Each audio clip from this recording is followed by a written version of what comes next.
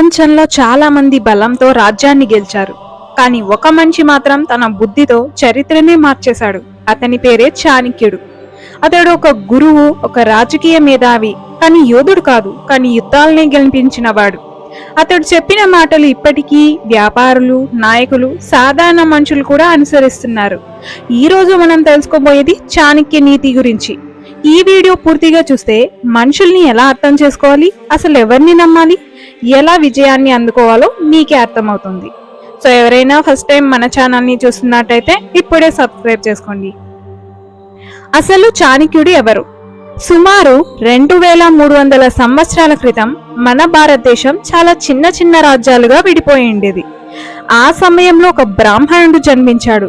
అతని పేరే విష్ణుగుప్తుడు. ప్రపంచం అతన్ని చాణక్యుడిగా గుర్తించింది. అతడు కేవలం గురువు అయితే కాదు, ఒక వ్యూహకర్త. అతడు చిన్న వయసులోనే తెలుసుకున్నాడు ఏంటంటే బలం కన్నా తెలివి గొప్పది అని. చాణక్యుడు ఒకసారి అవమానించబడ్డాడు. ఆ అవమానమే అతని జీవితాన్ని మార్చేసింది. అప్పుడు అతను ఒక ప్రతిజ్ఞ చేశాడు, ఈ అన్యాయ రాజ్యాన్ని ఖచ్చితంగా కూల్చేస్తాను అని. ఆ తర్వాత అతడు ఒక చిన్న బాలుణ్ణి తీసుకొని అతనికి శిక్షణ ఇచ్చి భారతదేశ చరిత్రలోనే గొప్ప రాజుగా మార్చాడు. ఆ బాలుడే చంద్రగుప్త మౌర్య. చాణక్య నీతిలో ఎవరిని పూర్తిగా నమ్మొద్దు అంటాడు చాణక్యుడు. చాణక్యుడు చెప్పిన మొదటి సత్యం ఇదే. ఎందుకంటే అతి నమ్మకం ప్రమాదానికి గురవుతుంది. మన జీవితంలో చాలా సార్లు మనకి దగ్గరైన వాళ్ళే మోసం చేస్తారు. ఎందుకంటే శత్రువు అయితే దూరంలో ఉంటాడు, కానీ దగ్గర వాళ్ళు దగ్గరగానే ఉంటారు కాబట్టి మోసం చేయడానికి చాలా ఈజీ. చాణక్యుడు ఇలా చెప్తాడు, ప్రేమించు కానీ గుడ్డిగా కాదు, నమ్ము కానీ జాగ్రత్తగా ఉండు, ఎవ్వరికీ నీ బలహీనతలు అస్సలు చెప్పొద్దు అని. ఈ ప్రపంచంలో ప్రతి ఒక్కరికి ఖచ్చితంగా స్వార్థం ఉంటుంది. అది తెలిసిన వాడు ఎప్పటికీ ఓడిపోడు. మన బలహీనతలు ఎప్పుడైతే చెప్తామో వాళ్ళు మనల్ని ఖచ్చితంగా టార్గెట్ చేస్తారు. మన బలహీనతలు ఎక్కడుంటే అక్కడే చూసి కొడతారు. సో ఎప్పటికీ మన బలహీనతలైతే ఎవ్వరికీ చెప్పకూడదు. అడవిలో గాయపడిన సింహాన్ని చూసి మిగతా జంతువులు దాడి చేస్తాయి కదా, అలాగే మన జీవితంలో కూడా అంతే. మన భయం, మన బాధ, మన బలహీనత ప్రపంచానికి తెలిస్తే కొంతమంది దాన్ని యూజ్ చేసుకుంటారు, ఫ్రెండ్స్ అయినా సరే. అందుకే సమస్యలు అందరికీ చెప్పకూడదు.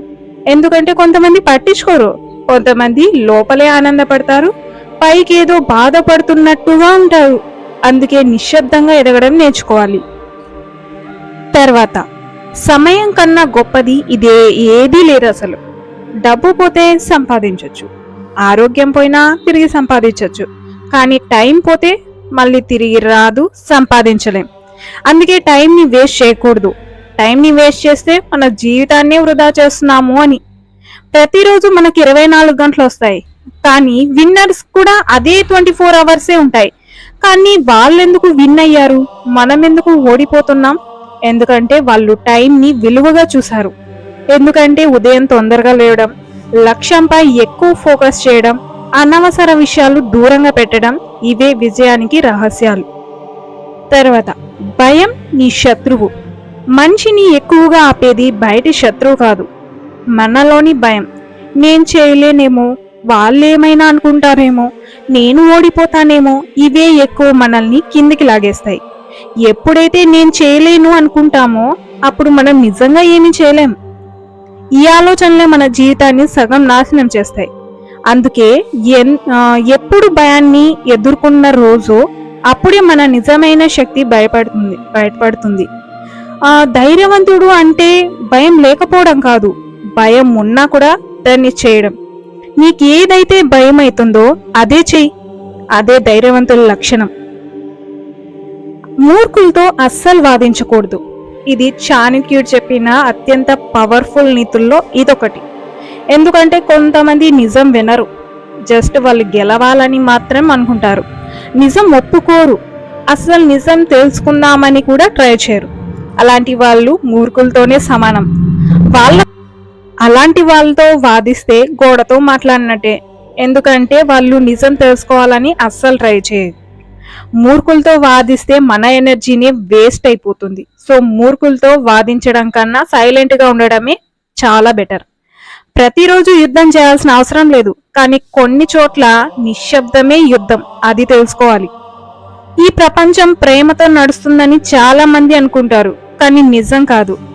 డబ్బు ఉన్నప్పుడు ప్రపంచం మన చుట్టూ తిరుగుతుంది, ఇదే నిజం. డబ్బు అన్నీ కాదు, కానీ డబ్బు లేకపోతే చాలా సమస్యలైతే వస్తాయి. అందుకే చాణక్యుడు ఇలా చెప్పాడు, ఒక నైపుణ్యం నేర్చుకో, సంపాదించు, పొదుపు చేయి, ఇతరులపైన డిపెండ్ అవ్వద్దు అని.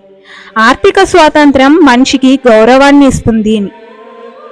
స్నేహితులను పరీక్షించు అంటే నిజమైన స్నేహితుడు ఎవరో సంతోష సమయంలో కాదు, మనం ఎప్పుడైతే ప్రాబ్లమ్స్లో ఉంటామో అప్పుడే తెలుస్తుంది.